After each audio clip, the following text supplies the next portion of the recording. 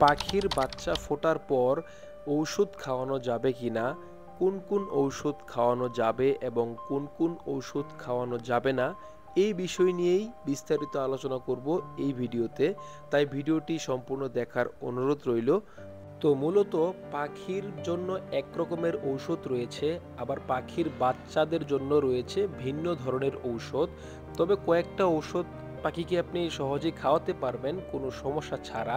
তার আগে আমি একটা ব্যাপার আপনাদের সাথে শেয়ার করতে চাচ্ছি, সেটা হচ্ছে আমি কোনো ডাক্তার না, আমি আমার অভিজ্ঞতা থেকেই আপনাদের সাথে এইসব ব্যাপার শেয়ার করি।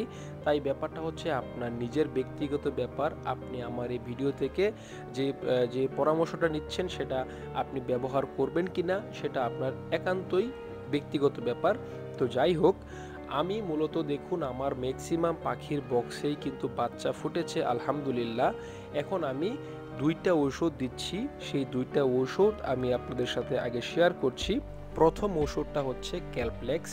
এটা হচ্ছে স্কোয়ার কোম্পানির একটা ঔষধ। এটা আপনারা বাজার থেকে 140 টাকায় বা 120 টাকার মধ্যেই কিনতে পারবেন।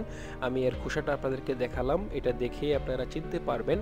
এটা মূলত ক্যালসিয়ামের অভাব পূরণ করে পাখির ক্ষেত্রে। পাখির হাড় গঠন সব কিছুই মজবুত করে। এটা হচ্ছে 1 লিটার পানিতে আপনি 1 ml না দিয়ে 3 ml দিবেন, তাহলে সবচেয়ে বেশি ভালো হয়। আমি আগে 1 ml ইউজ করতাম, এখন ইউজ করি 3 ml। আমার হাতে যে সিরিঞ্জটা দেখতে পাচ্ছেন, এটা হচ্ছে 3 ml এর একটা সিরিঞ্জ, তাই এক সিরিঞ্জ আমাকে ব্যবহার করতে হবে। এরপর যেটা দিবেন সেটা হচ্ছে জিঙ্ক অর্থাৎ জিসভেট। ওষুধটার নাম হচ্ছে জিসভেট। আমি এর খোসাটা আপনাদেরকে দেখাচ্ছি, তাহলে আপনারা সহজেই চিনতে পারবেন। এটার দাম সম্ভবত 50 টাকা থেকে 60 টাকা। তো এই ওষুধটা আপনারা কিনবেন।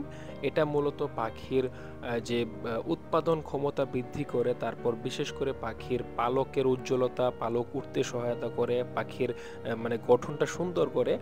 এই দুইটা ওষুধ আপনি পাখিকে একসাথে মিক্সড করে খাওয়াবেন। এটার পরিমাণটাও কিন্তু সেম, 1 লিটার পানিতে 3 ml দিয়ে দুটা মিক্সড করে আমি 1 সপ্তাহ খাওয়াচ্ছি। 1 সপ্তাহ খাওয়াবো। আমি প্রতিবারই ব্রিডিংয়ের সময় এইভাবেই ঔষধ দিই। এর থেকে কোনো ক্ষতি হয়নি, বরঞ্চ ভালো হয়েছে আমার পাখির ক্ষেত্রে।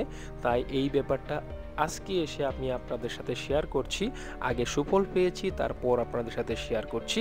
তো এই ছিল আজকের এই ভিডিওতে। দেখা হবে পরবর্তী ভিডিওতে নতুন কোনো টপিক নিয়ে। তার আগে সকলে ভালো থাকবেন। ধন্যবাদ।